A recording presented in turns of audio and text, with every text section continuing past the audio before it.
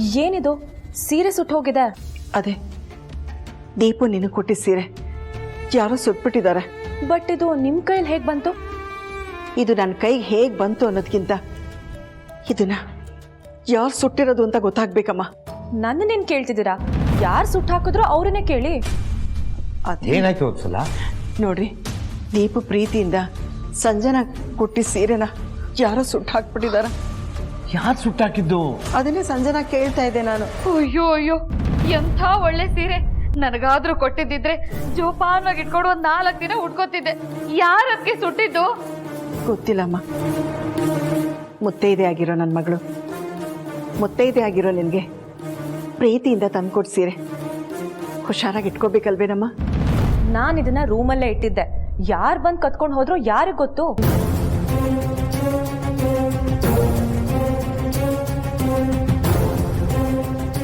ಅಂದ್ರೆ ನೀನ್ ಇದನ್ನ ಸುಡ್ಲಿಲ್ವಾ? ಇಲ್ಲ. ಅದು ಯಾರು ಸುಟ್ಟಿರ್ತಾರೆ?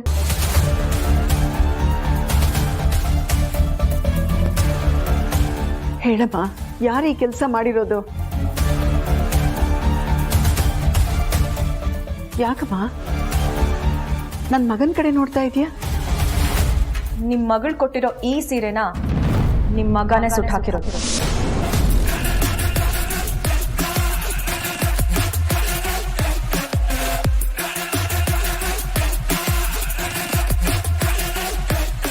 ಅದಕ್ಕೆ ಏನ್ ಹೇಳ್ತಿದ್ದೀರಾ?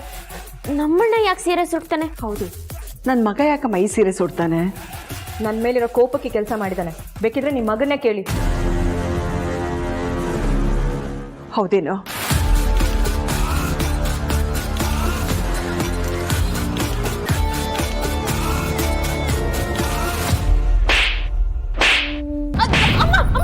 ನಿಲ್ಸಮ್ಮ, ಅಣ್ಣಂಗೆ ಯಾಕೆ ಹೊಡಿತಿದ್ಯಾ?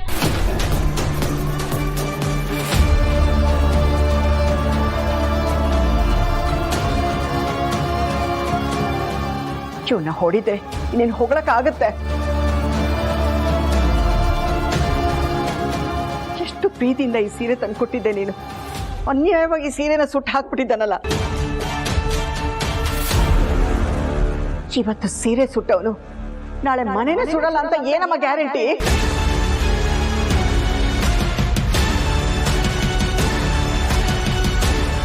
ಅದಕ್ಕೆ ಹೇಳೋದು, ಯಾರನ್ನು ತಲೆ ಮೇಲೆ ಹೊತ್ಕೊಂಡು ತಿರುಗಬಾರ್ದು, ತಲೆನೇ ಭಾರ ಆಗುತ್ತೆ ಅಂತ.